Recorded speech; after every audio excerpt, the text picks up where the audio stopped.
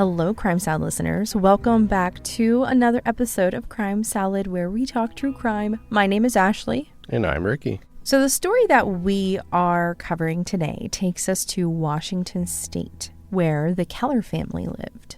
Peter Keller, who was described as self-centered, basically dragged his family along a personal journey that turned deadly for his wife, his daughter, his cat, and his dog. And he didn't want to be found. This all happened in the spring of 2012. The Keller family lived in the heart of North Bend, Washington, surrounded by dense forest and towering mountains. Peter, 41, his wife, Lynnettee, 41, and their daughter, Kaylene, who was 18, lived a life that appeared to be filled with the simple pleasures of rural living on the outside. But beneath the surface of this seemingly perfect life, Peter, the husband and father of this family, was planning a tragic end. Peter began to have this new interest that quickly grew into an overwhelming obsession. Keep in mind that he had always been a bit of a loner, preferring the quiet, secluded wilderness over a crowded backyard barbecue. One with the trees. Yeah. So, what was this obsession, may you ask? He was fascinated with survivalism. It began with a few books and casual conversations about it. Then it became a stronger interest, focused on preparing for a disaster. Lynette and Kaylene noticed Peter's new interest, but didn't think anything major of it. They more so thought that this was his new hobby. They had no idea that it would be the start of Peter's plan to reset his life and end theirs. Now, it started to become a concern when Peter spent more and more time alone than usual. We know that he was always more of a loner. However, for example, Peter's weekends were no longer spent with his family, but rather in the woods practicing his survival skills. Now, on top of this, Peter Keller recorded a series of videos, basically a vlog. Like a video diary that gives us insight into his mindset and preparations leading up to the tragic events. And he did this alone, speaking out his thoughts to the camera. And in these recordings, he detailed his survivalist philosophy, his views on society, and his plans for retreating to a self-built bunker in the wilderness. And he would film his progress on the construction as he created a sustainable living space, all while hinting that he was preparing for an end of some sort. Keller expressed a desire to escape what he perceived as a society on the brink of collapse and sought to live independently, disconnected from what he viewed as the constraints and the idea of complete independence and self-reliance, seeing it as a pure way of life. So, the video stuff, though, what you said, this was 2012. 2005, 2006, 2007, those were, prime time for, Discovery Channel, Bear Grylls, Survivor Man, Grizzly Man, that dude that, lived with the bears. I kind of get it, because I even had, a Bear Grylls knife, Yeah.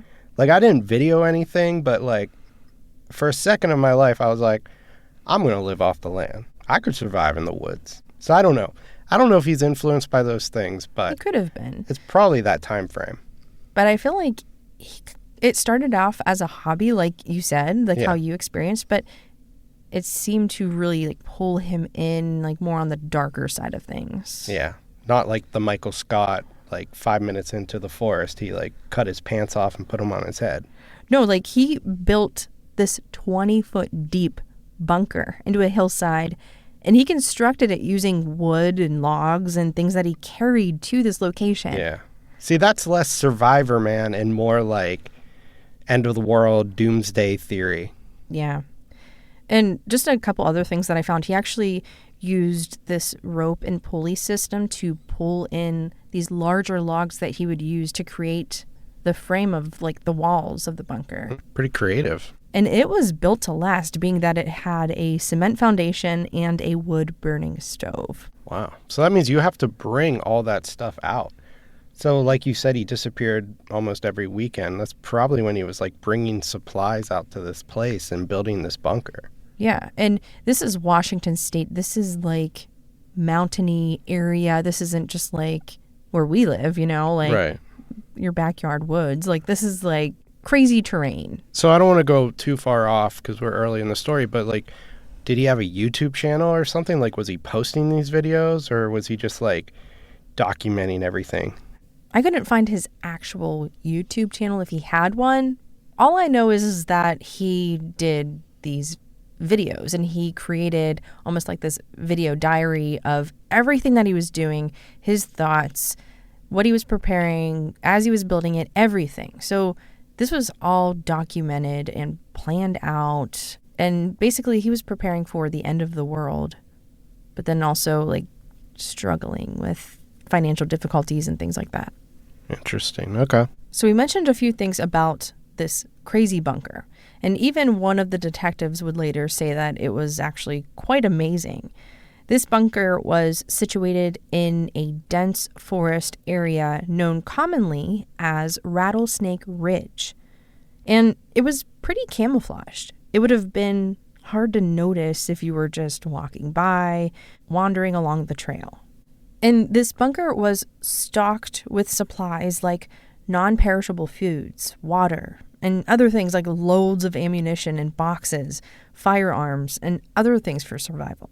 Twinkies. They never go bad. I wouldn't be surprised if he had Twinkies. There are some reports that this project of his took approximately 8 to 9 years. Years? Yes. I thought you were going to say months. No. There were sketches found in a notebook from 2003 of dreams that he drew out of this bunker and notes about how he wanted a laboratory space to study viruses. Oh, he's a mad scientist too. But his family and his friends never knew about this bunker that he had been planning for 8 to 9 years. Yeah. They knew that he had an interest in survivalism, but that was pretty much the gist of it. They assumed he was like just camping or something. And like I said, rounds of ammunition, like boxes and boxes of ammunition. He was preparing for like a zombie apocalypse. That's what it seems like. But yeah, no one knew about this secret bunker that he had been preparing for years. And his wife, Lynette, attempted to keep their relationship on good terms as much as she could because she was noticing this gap between them. She knew that he was into this survivalist thing, but really, she wasn't aware of the extent. But she knew something was just not right with Peter.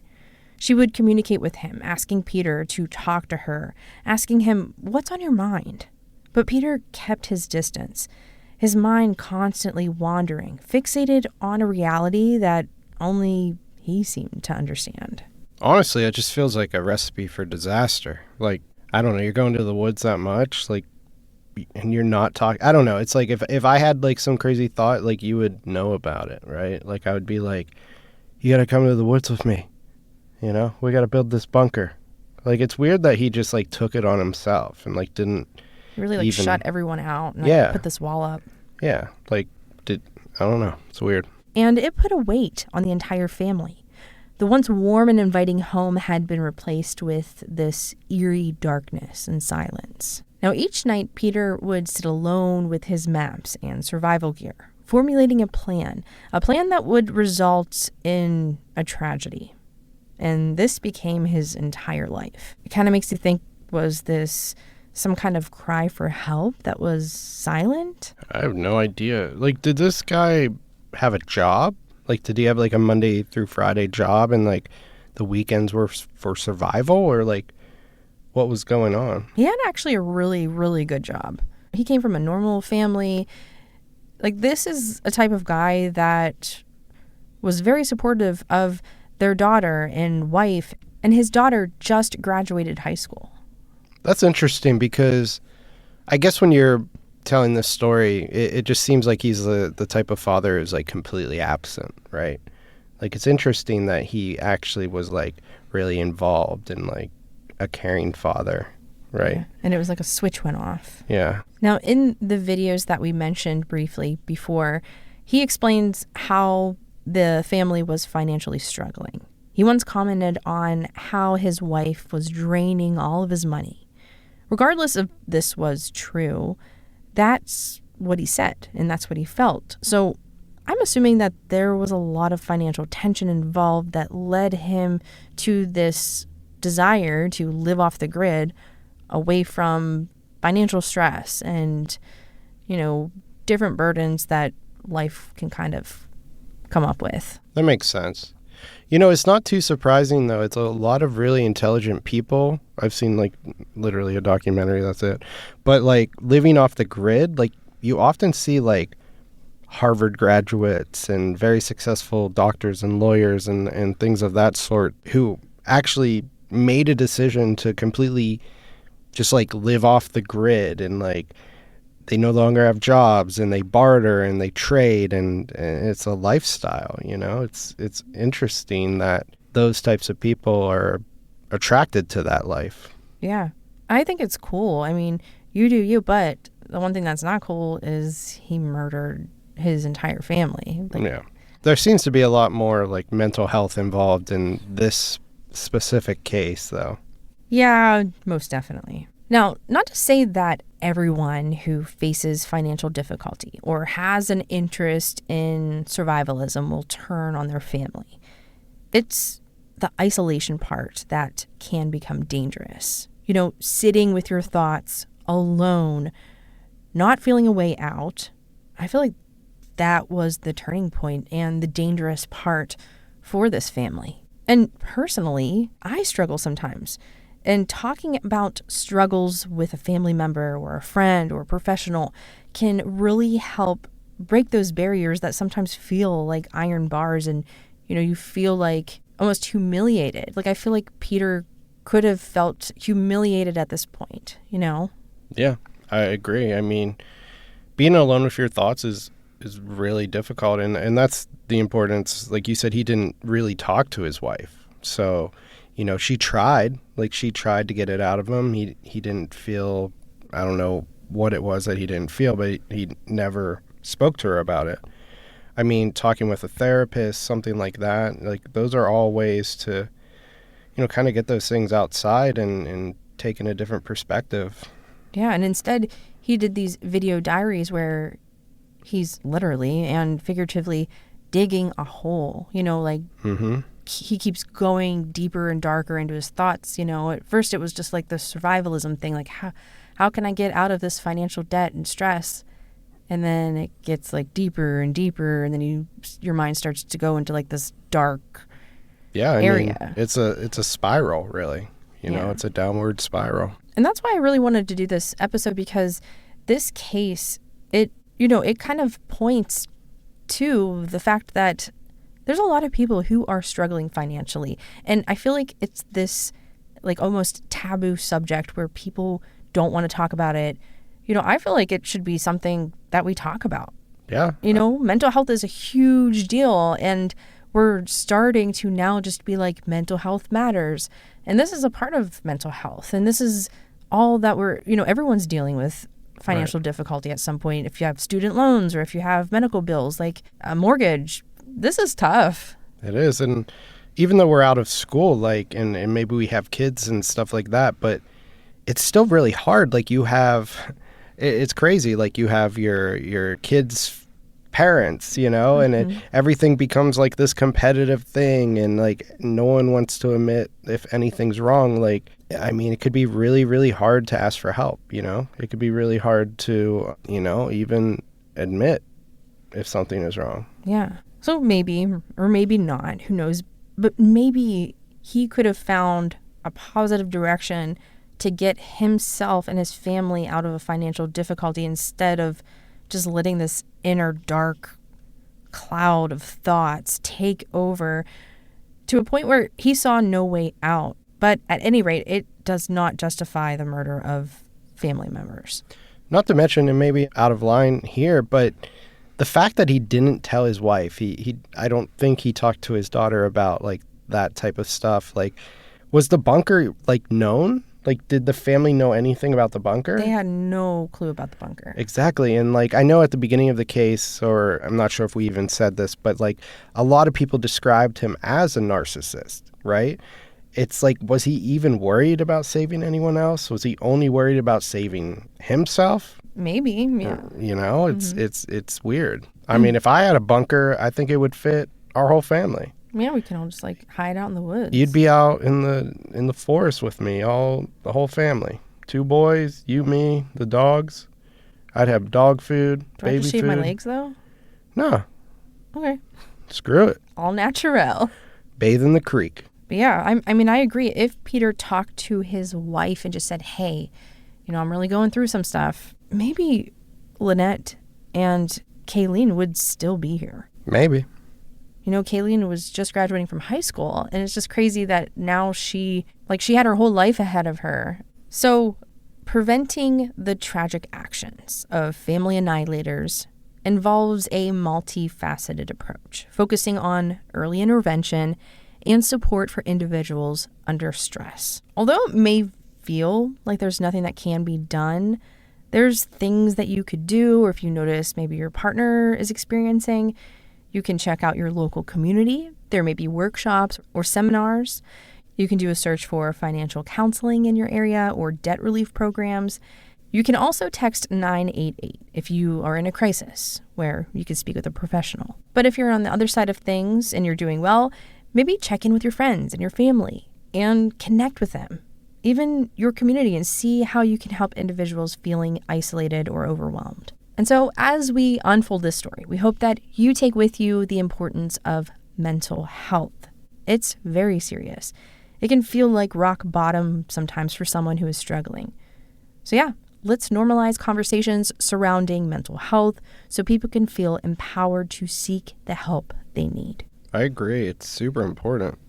Yeah. Now, in the weeks leading up to the tragedy, Peter's behavior grew increasingly erratic. He spent hours, then days in the wilderness alone, mapping, planning, and building.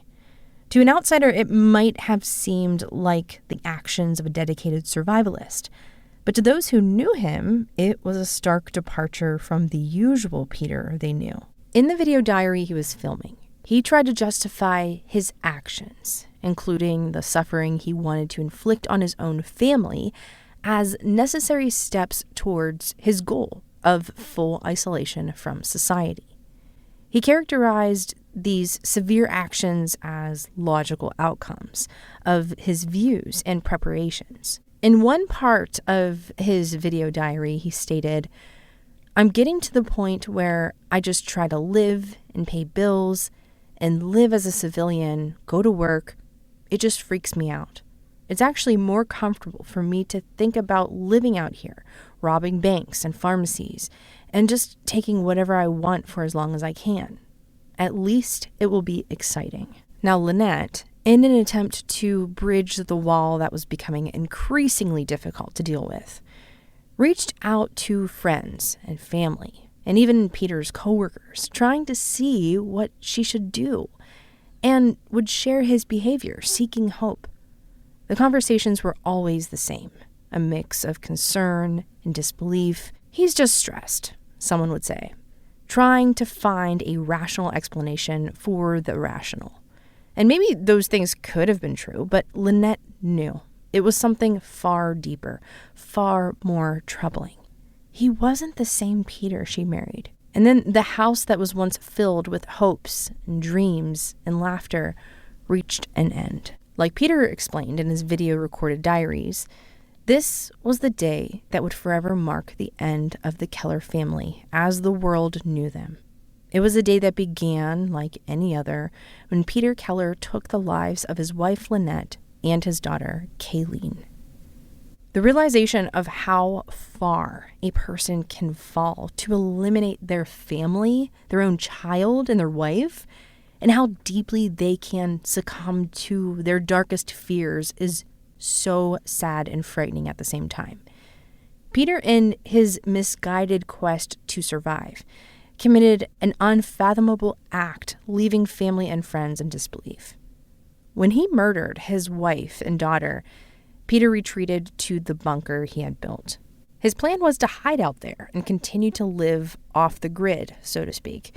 But if things didn't work out, he would be okay with ending his life too. I think what's really weird here, this whole thing caught me off guard. Like, I knew someone was killed, but like, he killed the wife, the daughter. So, I'm thinking family annihilator. But it's kind of weird to me that he didn't plan necessarily to end his own life. He was okay with killing them and living in his bunker. And stealing from banks and pharmacies and things like that. Like the stealing from banks and pharmacies and stuff like that. Like, before the murder happened, I was thinking like, okay, I kind of get that. Like, it's more fantasy than it is like reality. Like, I actually couldn't see life being like that. But like, it's like, the game Fallout, it just came out on Amazon as a TV show. Like, that whole idea is like fun. So that's separate. But then the family annihilator, and that would be to just like wipe your whole bloodline off the face of the earth. But he still wanted to selfishly live. That throws me off. Like people have mentioned, he was narcissistic. Like, he was very for himself. Right. Like, maybe he didn't even think of his family as family. Maybe they were just like objects, like kind of like in the way of what he wanted to do. See, what's weird to me is like, if it's the family annihilator situation where he's embarrassed about, whatever, like the shortcomings, income, blah, blah, blah, blah, blah, his failure. Like, why wouldn't you just like fake your own death, disappear? Honestly, like, even the dude in Tiger King, like, I don't know if he faked his own death or whatever, but like, he was like, I have to go to Puerto Rico. And then he just like never came home and people assumed he died. Yeah. Like, why do you have to kill people? And their cat and dog, like why? Like, let them go.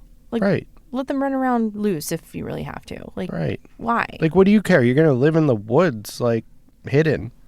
Like, just pretend they're not around. I don't know. I guess this is the thing that I always get caught up on is, like, it's probably deeper than that. It's more mental health. It's more, the dude wasn't right. You can't really justify it. First responders arrived at the family home after a call to 911 came in from a neighbor. There were also some tips that were called in about spotting Peter's truck at a trailhead. So once they found the pickup truck, they used a trained tracker and followed footprints into the woods, along with the smell of burning wood, and they came upon the bunker.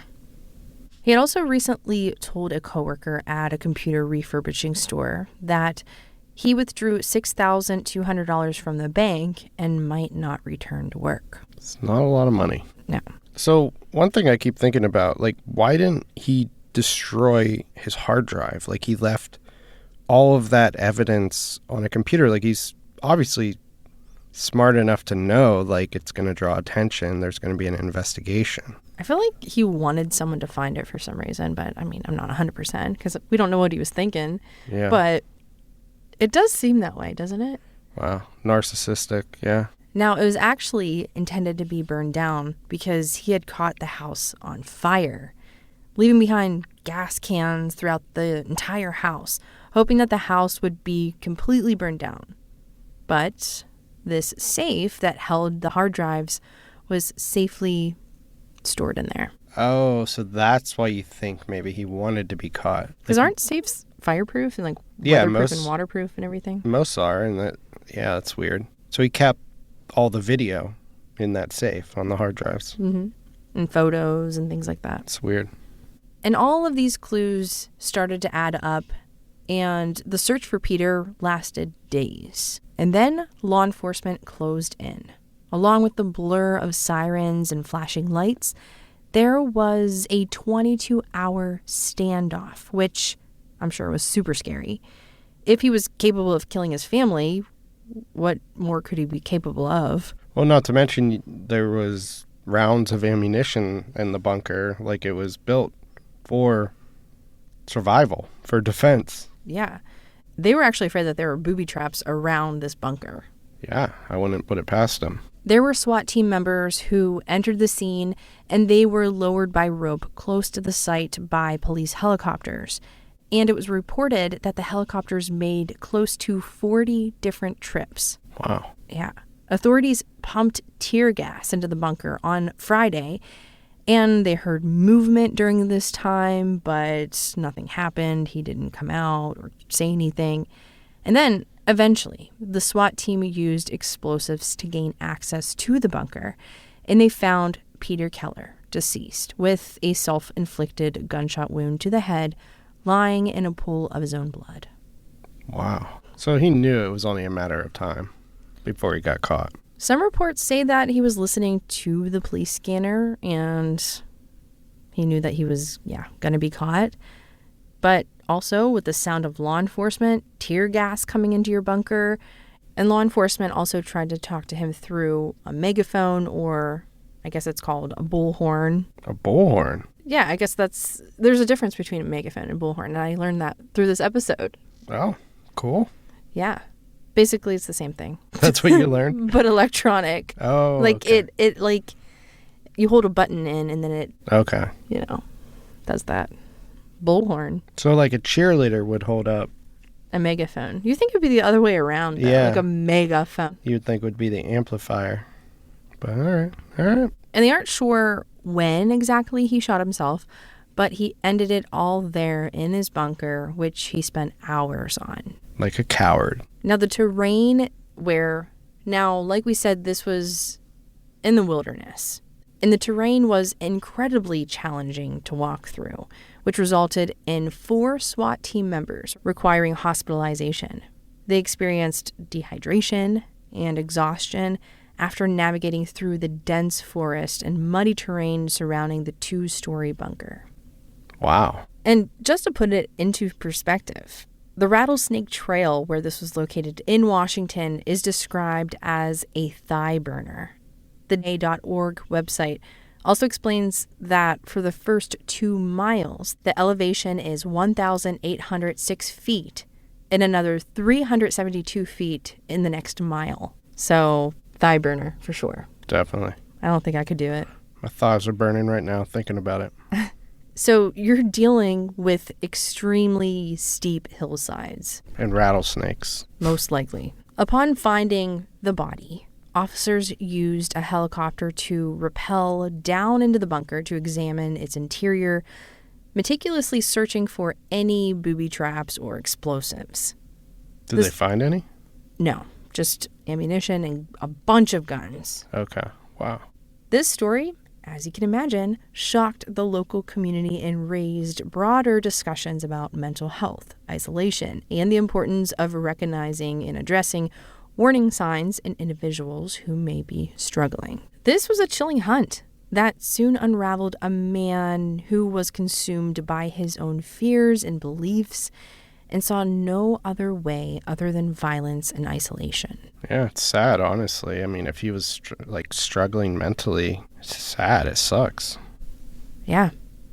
As law enforcement pieced together the clues, a picture began to emerge of a man who felt cornered by his own mind, driven by fears that overshadowed love, duty, and reason.